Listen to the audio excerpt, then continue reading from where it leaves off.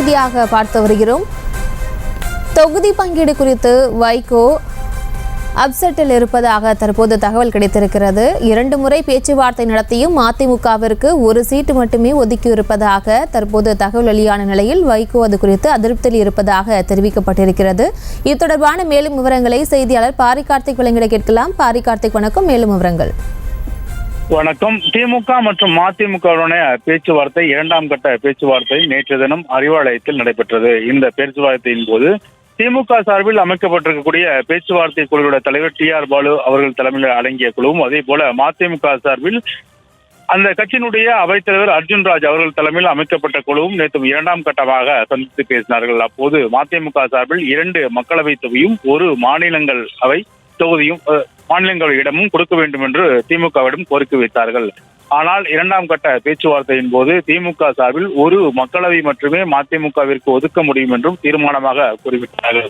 அதன் தொடர்ச்சியாக நேற்று மதிமுகவுடைய தலைமை அலுவலகம் இருக்கக்கூடிய தாயகத்தில் இருக்கக்கூடிய வைகோவிடம் இது குறித்து பேச்சுவார்த்தை குழுவானது தெரிவிக்க அது தொடர்பாக ஆலோசனை ஈடுபட்டார். அப்போது தனது நிர்வாகிகளிடம் வைகோ அவர்கள் மிகுந்த இந்த சம்பவமானது மிகுந்த கவலை அளிப்பதாக தெரிவித்திருக்கிறார். மேலும் இந்த அடுத்த கட்ட பேச்சுவார்த்தையின் போது நாம் சில முடிவுகளை எடுக்கும் ஒரு சூழல் இருக்கும். குறிப்பாக இந்த தேர்தலை பொறுத்த வரைக்கும் நாம் திமுக கூட்டணியில் தான் உறுதியாக இருக்கிறோம். ஆனாலும் கூட இந்த தேர்தல் இடம் நமக்கு வேண்டுமா வேண்டாமா என்பதை அடுத்த கட்ட பேச்சுவார்த்தையின் போது முடிவு செய்து கொள்ளலாம். ஆனாலும் கூட இந்த தேர்தல் வரை நாம் திமுக கூட்டணியில் தான் இருக்கிறோம் என்றும் நிர்வாகியிடம் தெரிவித்திருக்கிறார்.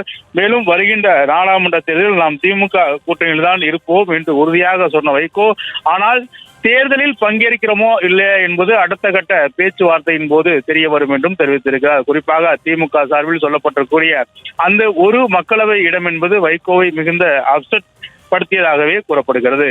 கடந்த 2019 தேர்தலின் போது மதிமுகவிற்கு 1 மக்களவையும் 1 மாநிலங்களவையும் ஒதுக்கப்பட்டது. மக்களவை ஈரோடு தொகுதி திமுக சின்னத்தில் நின்று அந்த கட்சியினுடைய பொருளாளர் கணேசமூர்த்தி வெற்றி பெற்றார். தொடர்ச்சியாக மாநிலங்களவை வைகோ அவர்களுக்கு ஒதுக்கப்பட்டது. எனவே இந்த முறை அந்த அளவிற்காவது இடம் இருக்கும் என்று எதிர்பார்த்த மதிமுகவிற்கு நேற்று நடந்த பேச்சுவார்த்தையில் 1 மக்களவை மட்டுமே ஒதுக்கப்படும் என்று தெரிவித்த நிலையில் அது குறித்து வைகோ மிகவும் அப்செட்டாக இருப்பதாக கட்சியினுடைய நிர்வாகிகள் தெரிவிக்கிறார்கள்.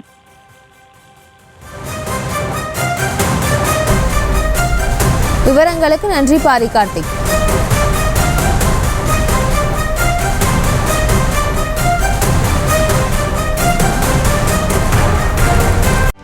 செய்திகளை உடனுக்குடனும் துல்லியமாகவும் தெரிந்து கொள்ள சப்ஸ்கிரைப் பண்ணுங்க.